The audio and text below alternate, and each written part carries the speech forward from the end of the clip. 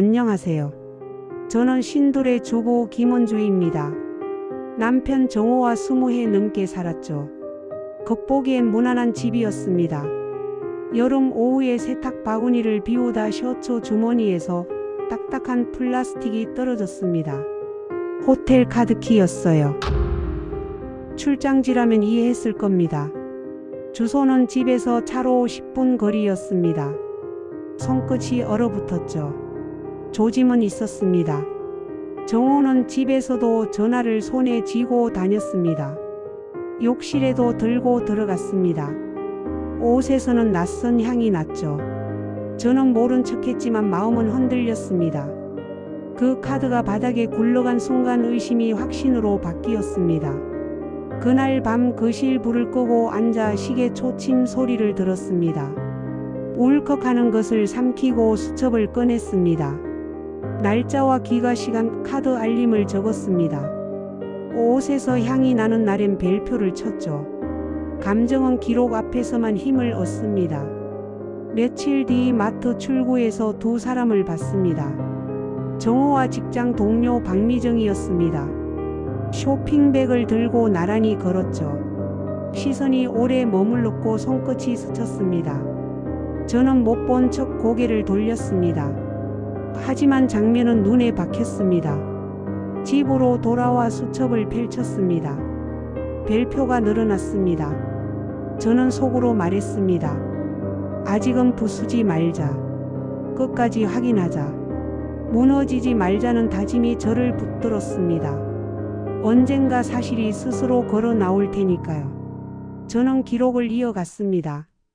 정호의 기가 시간과 카드 결제 알림이 엇박자였습니다. 회의라던 날에 호텔 근처 식당 이름이 찍혔죠. 우연이라 하기엔 빈도가 일정했습니다. 일주일에 2번이었습니다. 세탁할 때면 향이 강한 날이 있었습니다. 그날 달력엔 또 벨을 쳤습니다. 벨이 일정한 간격으로 늘어났죠. 저는 감정 대신 패턴을 믿었습니다. 일부러 불을 끄고 누운 밤이었습니다. 새벽 2시 현관이 열렸습니다. 발소리가 조심스러웠죠. 옷을 벗는 소리와 함께 향수가 올라왔습니다. 저는 숨을 고르고 마음을 낮췄습니다. 흔들리면 망가집니다. 주머니에서 작은 쪽지가 나왔습니다. 오늘 고마웠다고 적혀 있었죠. 이름은 없었습니다. 저는 투명 지퍼에 넣었습니다. 손은 차분했고 머리는 더 또렷했습니다. 마트에서 봤던 여자는 박미정이 맞았습니다. 또래였고 깔끔했습니다. 두 사람이 걸음을 맞추던 장면이 계속 떠올랐습니다. 단순한 동료라면 힘든 온도였죠. 저는 결심했습니다. 다음 조각만 더 모으면 끝을 볼 수 있겠다고요. 주말 낮에 호텔 로비에 앉았습니다. 밝은 조명 아래로 많은 얼굴이 지나갔습니다. 서로 눈을 피하는 표정이 익숙했죠. 저는 티 한 잔을 천천히 시켰습니다. 주차장 카메라 위치와 라운지 자리 배치를 눈에 담았습니다. 엘리베이터가 멈추는 층 번호도 외웠습니다. 며칠 뒤 셔츠에서 또 카드가 나왔습니다. 유효 날짜가 박혀 있었죠. 제 기록과 정확히 겹쳤습니다. 저는 동그라미를 쳤습니다. 퍼즐이 맞아 들어가기 시작했어요. 저녁에 조용히 물었습니다. 오늘 회의는 어땠느냐고요. 정호는 무난했다고 답했습니다. 저는 그렇구나 하고 고개를 끄덕였습니다. 길게 묻지 않는 쪽이 유리합니다. 말이 길어지면 증거가 타버리죠. 회사 동선도 살폈습니다. 점심시간 이동 패턴과 결제 장소가 반복됐습니다. 라운지와 케이크 가게, 꽃집 순서였죠. 저는 지도를 그리듯 메모에 선을 이었습니다. 선과 선이 닿을 때 마음은 오히려 차분해졌습니다. 길이 보이면 두려움은 줄어듭니다. 그날 밤 저는 기록장을 덮으며 중얼거렸습니다. 내일이면 확인할 수 있겠다. 이제 마지막만 남았다고요. 약속한 날 퇴근 무렵이었습니다. 저는 호텔 라운지 쪽 창가에 앉았습니다. 해가 기울었고 로비가 붉게 물들었습니다. 정호가 들어왔습니다. 박미정과 함께였죠. 저는 고개를 살짝 숙였습니다. 두 사람은 체크인을 하고 엘리베이터를 탔습니다. 층 표시가 서서히 올라갔습니다. 제 기록과 같은 층이 멈춤으로 빛났습니다. 저는 주차장으로 내려가 입차 기록을 발급받았습니다. 차량 번호와 시간이 제 메모와 일치했습니다. 손이 떨리진 않았습니다. 예상한 장면이 현실이 된 것뿐이었죠. 집에 돌아오는 길에 라디오 대신 창밖을 봤습니다. 불빛이 차창에 흩어졌고 머릿속은 맑았습니다. 이제 다음 수순을 정할 차례였죠. 감정으로 맞붙지 않기로 했습니다. 저는 제 삶을 먼저 지켜야 합니다. 그날 밤 정호가 늦게 들어왔습니다. 물을 마시며 피곤하다고 했습니다. 저는 알겠다고 답했습니다. 그리고 조용히 옷을 세탁통에 넣었습니다. 주머니를 비우다가 카드 하나를 식탁 위 중앙에 올려두었죠. 물방울이 카드 위로 뚝 떨어졌습니다. 냉기가 손끝으로 올라왔습니다. 드디어 경계선 너머를 보았다는 생각이 들었습니다. 이제 되돌릴 수는 없겠죠. 샤워를 마치고 나온 정호가 식탁을 보았습니다. 얼굴이 굳었죠. 저는 차분히 말했습니다. 출장 호텔이 아니라 집 근처였습니다. 일정표와 결제 내역 입차 시간도 갖고 있습니다. 정호는 실수라고 했습니다. 잠시 흔들린 거라고 했죠. 사랑이 아니라며 애써 낮춰 말했습니다. 저는 고개를 저었습니다.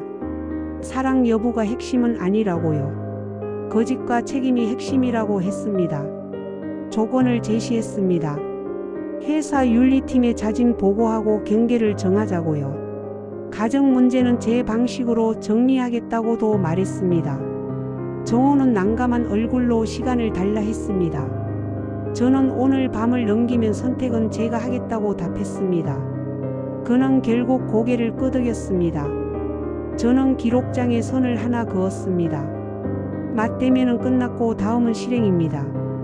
울지 않으니 숨이 훨씬 편해졌습니다. 제 호흡이 제 속도를 되찾았죠. 잠들기 전 침대 등을 껐습니다.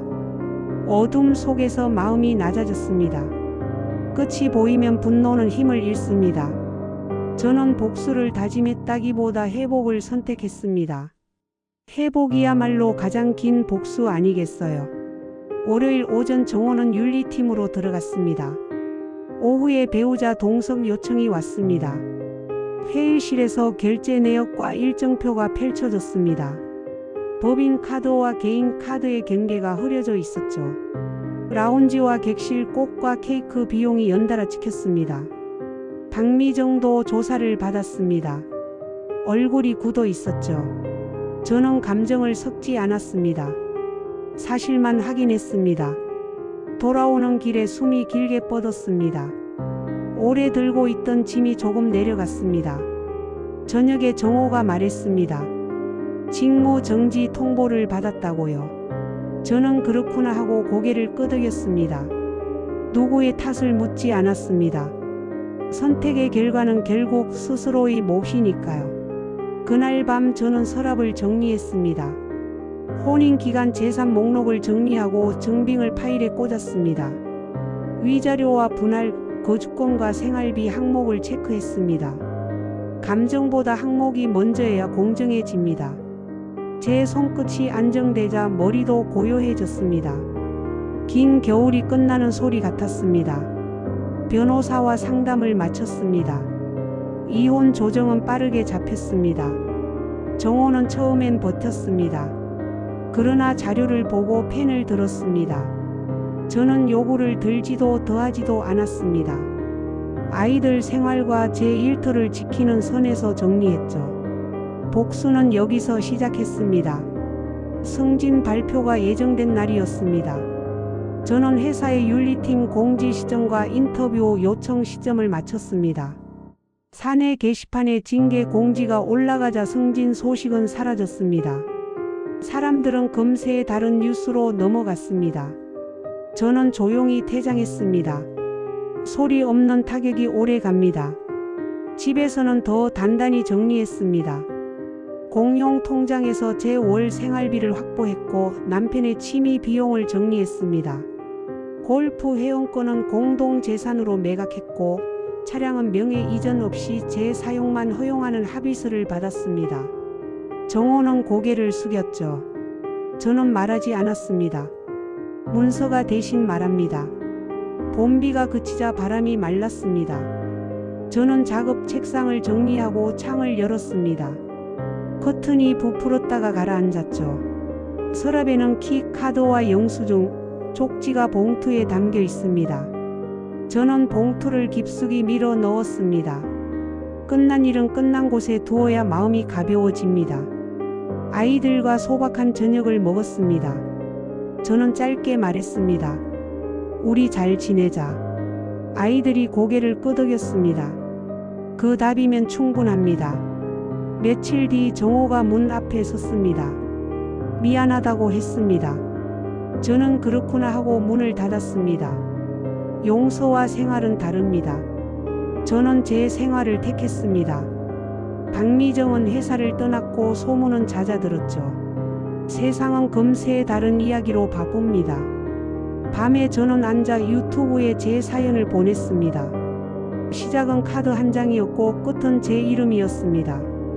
자승자박이란 결국 자신이 묶은 매듭에 자신이 걸려 넘어지는 일이라고 생각합니다.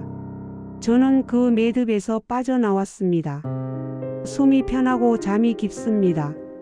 내일도 일어나 차를 끓이고 제 자리에서 제 호흡으로 살아가겠습니다. 그게 제가 고른 가장 정확한 복수라고 믿습니다.